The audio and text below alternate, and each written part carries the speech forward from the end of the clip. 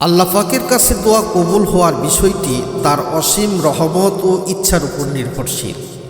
তবে কোরআন ও হাদিসে এমন কিছু নির্দেশনা, আদব ও সময় উল্লেখ করা হয়েছে যখন দোয়া করলে তা দ্রুত কবুল হয় এবং আল্লাহ পাকের কাছে তীরের চাইতে দ্রুত বেগে দোয়াটি ছুটে যায়। দোয়া কবুলের অপরিহার্য শর্তাবলী। দোয়া যে আপনি করবেন তার কিছু শর্ত আছে। একনিষ্ঠভাবে শুধু আল্লাহর কাছে চাওয়া। দোয়ার প্রথম এই প্রধান শর্ত হলো শুধুমাত্র এক আল্লাহর কাছেই চাইতে হবে এবং তার সাথে কাউকে শরীক করা যাবে না। আল্লাহ তাআলা বলেন, ওয়াকালা রাব্বুকুম উদউনি আস্তাজিব লাকুম। আল্লাহ বলেছেন, তোমাদের রব বলেন, তোমরা আমাকে ডাকো, আমি তোমাদের ডাকে সাড়া দেব। দ্বিতীয় নাম্বার, হারাম বর্জন করতে হবে। দোয়া কবুলের অন্যতম গুরুত্বপূর্ণ শর্ত হলো হারাম খাদ্য, পানীয় ও পোশাক থেকে বেঁচে থাকা। হারাম উপার্জন দ্বারা জীবিকা নির্বাহ করলে দোয়া কবুল হয় না। তৃতীয় নাম্বার, তাড়াহুড়া না করা। দোয়ার ফলাফল পেতে তাড়াহুড়া করা যাবে না, ধৈর্য ধরে বারবার চাইতে হবে। দোয়া করার আদব। পবিত্রতা অর্জন করতে হবে সর্বপ্রথম। দোয়ার পূর্বে উযু করে পবিত্র হয়ে নেওয়া উত্তম।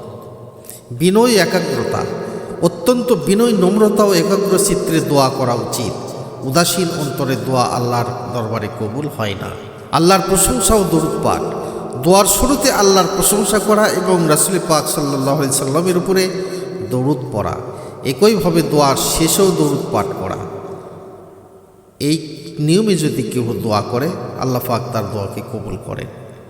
এরপরে ইসমে আজম দ্বারা দোয়া করা। আমরা অনেকে ইসমে আজম কী জিনিস তা বুঝি না, কিন্তু ইসমে আজমের ওসিলায় দোয়া করলে আল্লাহ পাক সেই দোয়াকে কবুল করেন। ইসমে আজম আল্লাহর মহান নাম দ্বারা দোয়া করলে তা কবুল হওয়ার সম্ভাবনা বেশি থাকে। রাসূল পাক সাল্লাল্লাহু আলাইহি সাল্লাম একজন ব্যক্তিকে নামাজের পর দোয়া করতে শোনেন, যিনি বলেছিলেন, আল্লাহুম্মা ইন্নী আসআলুকা বিআন্না লাকাল হামদ লা ইলাহা ইল্লা আনতাল মান্নান বাদিউস সামাওয়াতি ওয়াল আরদ ইয়া জাল জালালি ওয়াল ইকরাম ইয়া হাইয়্যু ইয়া কাইয়্যুম। অর্থ হচ্ছে, হে আল্লাহ, আমি আপনার কাছে প্রার্থনা করছি, নিশ্চয় সকল প্রশংসা আপনারই। আপনি ছাড়া কোনো সত্য উপাস্য নেই। আপনি অসীম অনুগ্রহকারী, আসমান ও জমিনের স্রষ্টা।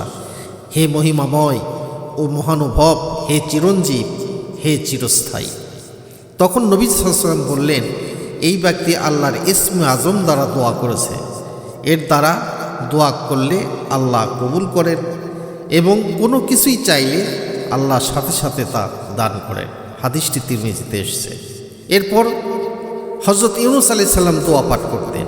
যে কোনো বিপদে হযরত ইউনূস আলাইহিস সালাম দোয়া পাঠ করতেন, লা ইলাহা ইল্লা আনতা সুবহানাকা ইন্নী কুনতু মিনাজ জালিমিন। আপনি ব্যতীত কোনো উপাস্য নেই, আপনি পবিত্র, নিশ্চয় আমি জালিমদের অন্তর্ভুক্ত ছিলাম। দোয়া কবুলের বিশেষ সময় ও অবস্থা, এ বিষয়ে আমাদেরকে গুরুত্ব দিতে হবে। কিছু সময় ও অবস্থায় আল্লাহ পাকের কাছে দোয়া বেশি কবুল হয়। যেমন রাতের শেষ তৃতীয়াংশে আল্লাহ তাআলা প্রতি রাতেই শেষ তৃতীয়াংশে দুনিয়ার আকাশে নেমে আসেন এবং বান্দাদের দোয়া কবুল করেন, বান্দাদের আহ্বান কবুল করে থাকেন।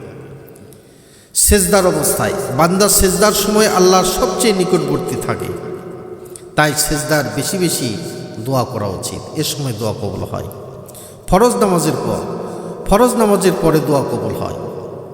আজান ও ইকামতের মধ্যবর্তী সময়, এই সময় কেউ যদি দোয়া করেন আল্লাহ পাক তার দোয়াকে কবুল করেন। জুমার দিনে এমন একটি সময় আছে যখন দোয়া কবুল হয়। আলিমদের মতে এটি আসরের পর থেকে মাগরিব পর্যন্ত। এই সময়ের মধ্যে দোয়া করলে আল্লাহ পাক দোয়া কবুল করেন। বৃষ্টির সময়, বৃষ্টি বর্ষণের সময় দোয়া করলে আল্লাহ পাক দোয়া কবুল করেন। মজলুমের দোয়া, অত্যাচারিত ব্যক্তির দোয়া ও আল্লাহর মাঝে কোনো পর্দা থাকে না। মুসাফিরের দোয়া, সফররত অবস্থায় ব্যক্তি দোয়া কবুল হয়। পিতামাতার দোয়া, পিতামাতা যদি সন্তানের জন্য দোয়া করেন সেই সন্তান আল্লাহ পাকের কাছে খুব দ্রুতভাবে কবুল হয়। তাই সন্তানের জন্য পিতামাতার দোয়া কবুল হয়।